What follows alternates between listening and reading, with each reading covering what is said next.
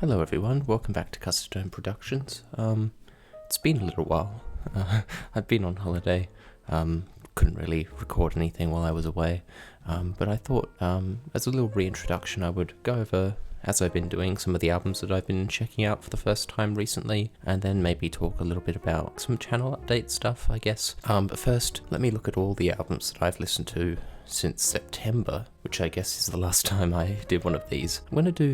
I'm going to do the jazz albums first. In September, I think I was just on the way to university and I wanted something chilled to listen to on the bus.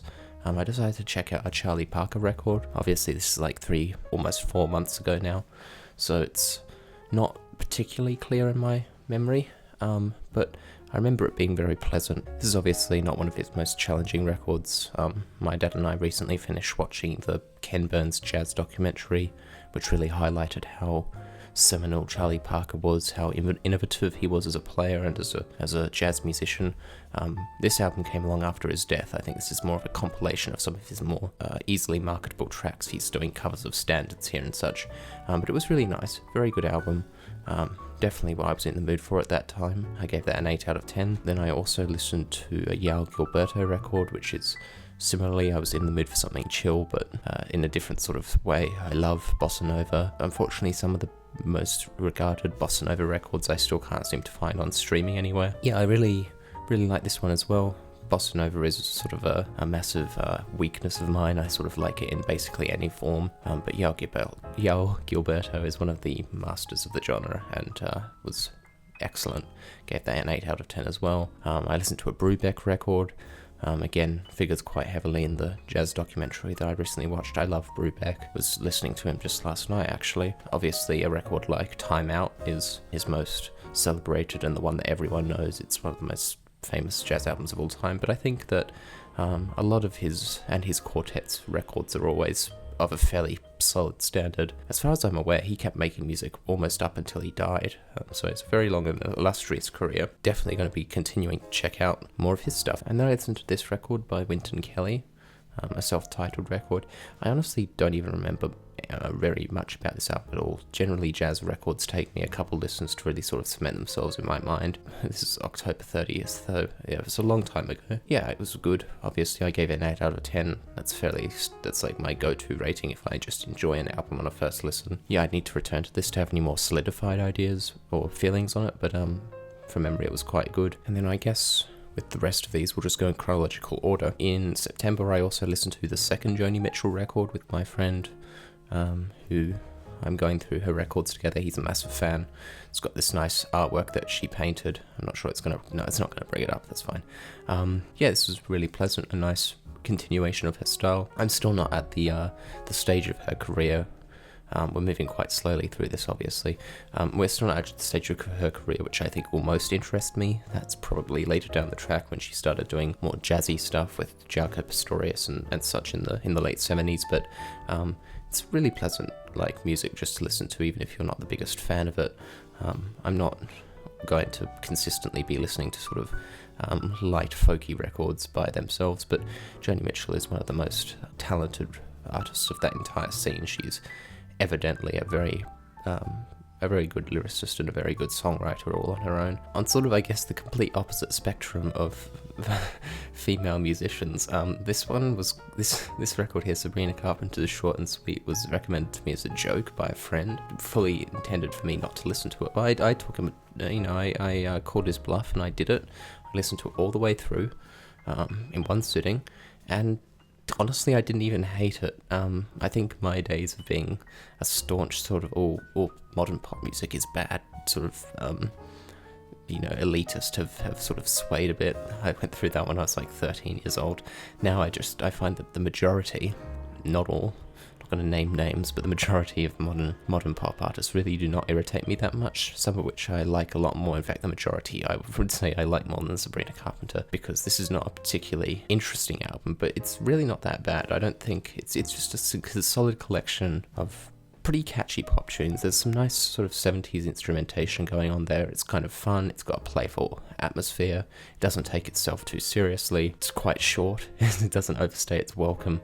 I know a lot of albums these days end up being like an hour long. Yeah, I mean, I'm not a converted Sabrina Carpenter fan or anything, but really did not irritate me in the way that I think the friend who recommended it to me expected it to, and I gave that a 6 out of 10. Then later in September, my parents and I went and saw George Clinton with Parliament Funkadelic, who obviously I've always had a lot of respect for, a lot of time for. Had never got around to listening to one of their albums, in full anyway, so I checked out Maggot Brain from 1971, which is probably the most famous Funkadelic record. I don't know about Parliament, but yeah, this was excellent. I mean, they were a great live band. This massive sort of stage show with all of these very extremely talented musicians and this intensely enjoyable and lively music. Had a great horn section in there, which just elevates any live performance as far as I'm concerned. But yeah, no, I love this album. This is great. Honestly, I still think I might prefer them as a live experience.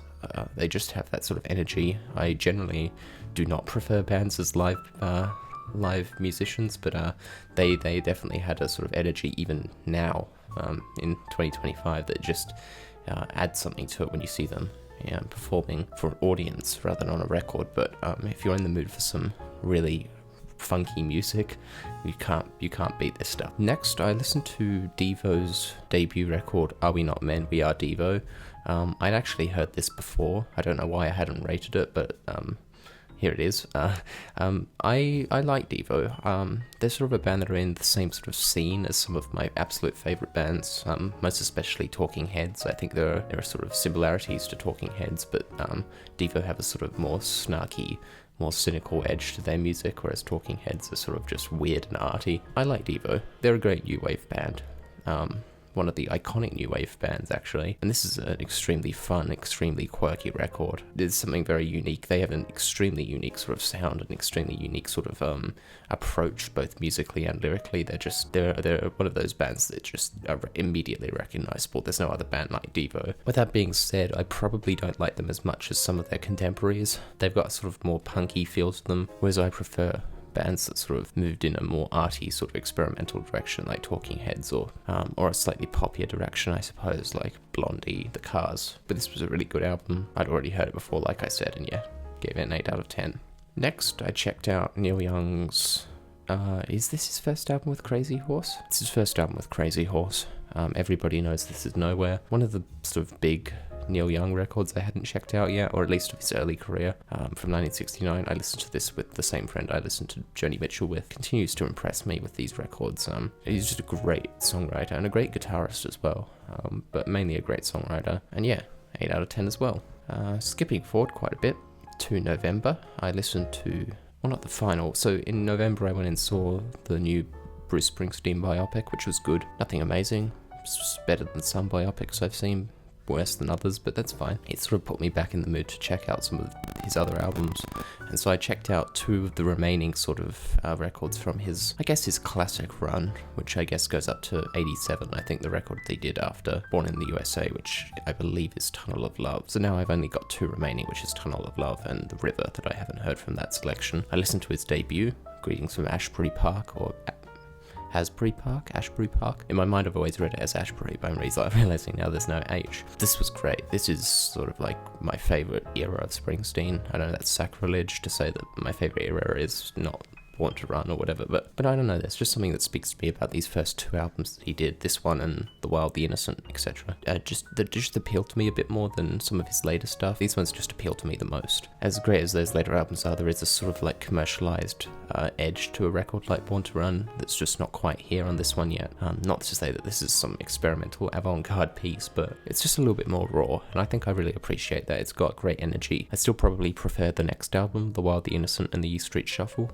And also Nebraska, which is my favourite Springsteen record, but this is excellent as well. This would probably be in my top 5 records of his. Then I listened to Born in the USA, which was good. It's, if you know what any of the songs on Born in the USA sound like, then you can probably tell what the rest of the album sounds like. It's sort of, it's the purest distillation of his sort of stadium rock sound, and it's great. It's fun all the way through. Doesn't capture my attention in the same way as some of his earlier stuff does on a full listen. So I gave that a 7, and I gave Greetings, an 8. And then the final record I listened to, switching this up a little bit, is Ray Charles's Modern Sounds in Country and Western Music. Probably Ray Charles' most celebrated album, or one of them anyway, where basically, due to both his actual love for country music and also to sort of test the faith that his new record label had in him, decided to make an album of country and western covers, and everybody said it was a terrible idea, but then he made it and it was excellent. This is incredible. This is a great record. It's got almost like a dreamlike atmosphere on here. You have these lush backing vocals and string arrangements. It's a great record. Yeah, Ray Charles is just one of the true geniuses of music, in my opinion. Not the first of his innovations, but it's definitely one of them. This is a very seminal record before the album era really took off. This is pretty great. I gave that a 9 out of 10 on the first listen. Okay, well that about covers it for the albums I listened to. I also wanted to just give sort of like a quick channel update here, because I don't even know if I ever addressed getting 100 subs, but now I'm almost at 300. Which is great. Thanks to everybody who subscribed. The Larry Carlton video's doing really well, continues to do really well. It's got like 12,000 views now, so that's great. Thanks for all the support on that. And yeah, I've got lots of plans for the new year. I'm still sort of in the midst of the Christmas season. I'm recording this literally on Boxing Day. So, you know, when things sort of clear up a little bit, I'm going to definitely get back to making videos a bit more consistently. Yeah, I'm going to sort of try and branch out a little bit.